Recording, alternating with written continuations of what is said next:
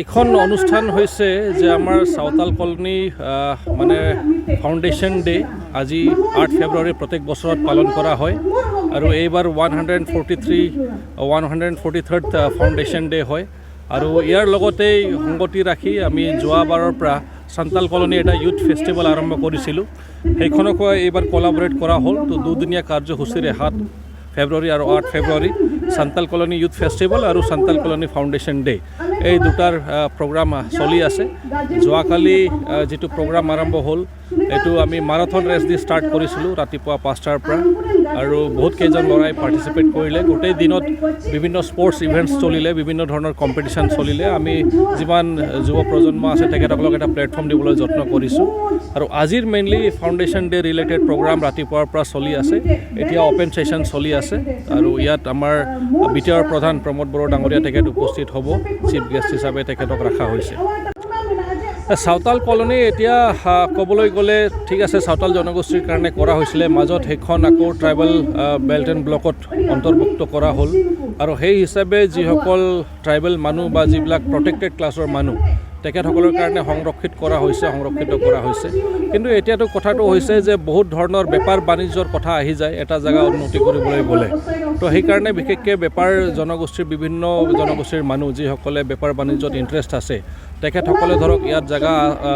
মানে তেখেতসকলৰ দখলত আছে বা তেখেতসকলে লৈছে আৰু সেই হিচাপে ইয়াত যিটো মানে আমি ক'বলৈ গ'লে শ্ৰীৰামপুৰ কওঁ বা ফাইলাগুৰি কওঁ বা ডিংডিঙা কওঁ যিটো বজাৰ এৰিয়া তো বজাৰ এৰিয়াত যিহেতু সাঁওতাল জনগোষ্ঠীৰ পৰা তেনেকুৱা বিজনেছমেন উইমেন নাই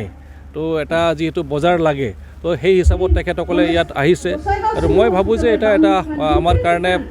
মানে এটা অন্তৰ্গাঁথনি এটা হৈ গৈছে ইয়াত সাঁওতাল কলনীত যিটো মানে আমি নিবিচাৰিলেও একচেপ্ট কৰাটো উচিত কাৰণ নহ'লে বেপাৰ বাণিজ্যত বা আপুনি যিখিনি সামগ্ৰী লাগে ক'ৰ পৰা পাব আপুনি এই জনগোষ্ঠীয়ে যিহেতু সেইটো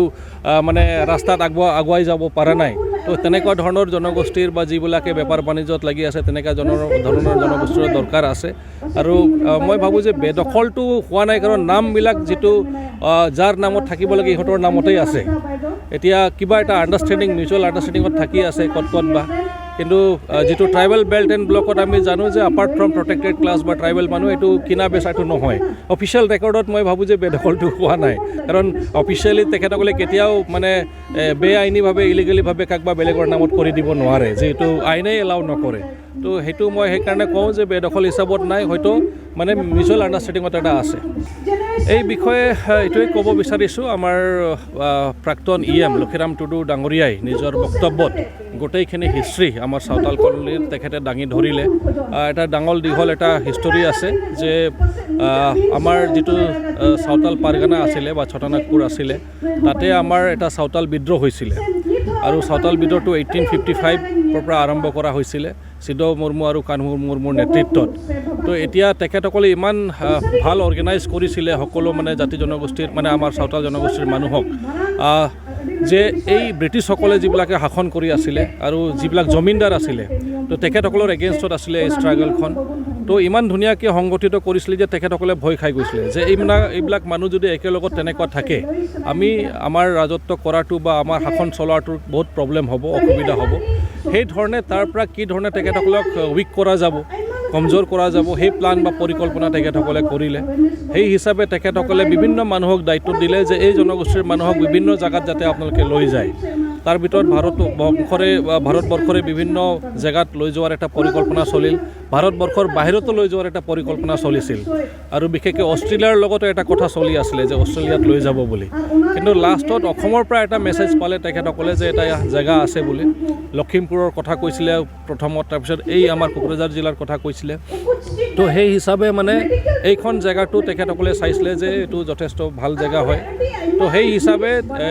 ফাইনেলি তেখেতসকলে সিদ্ধান্ত ল'লে যে এটা গ্ৰুপক তেখেতসকলে এইখন জেগাত লৈ আহি তেতিয়া আমাৰ ধুবুৰীত মেইন অফিচবিলাক আছিলে তেখেতসকলক লৈ আনি আমাৰ প্ৰথম যিটো গাঁও ঠাকুৰপুৰ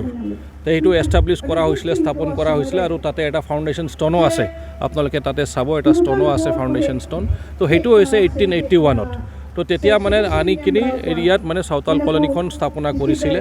কিন্তু আমাৰ সাঁওতাল জনগোষ্ঠীৰ সেইকাৰণে মই কওঁ যে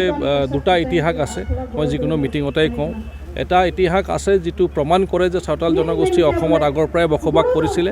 এটা হৈছিলে যে চাওতাল জনগোষ্ঠীক কমজোৰ কৰাৰ কাৰণে এটা গ্ৰুপক ইয়াত কোচপুলি অনা হৈছিলে তো ইয়াত কোনো মাইগ্ৰেট নিজৰ ইচ্ছাত কোনেও মাইগ্ৰেট কৰি ইয়াত অহা নাই বা তেনেকুৱা ধৰণৰ মানে নিজৰ ইচ্ছাত অহা নাই তো এইটো হৈছে মেইন ষ্টৰি বা ব্ৰিফলি যেটো ক'বলৈ গ'লে এইটো হৈছে মেইন ষ্টৰি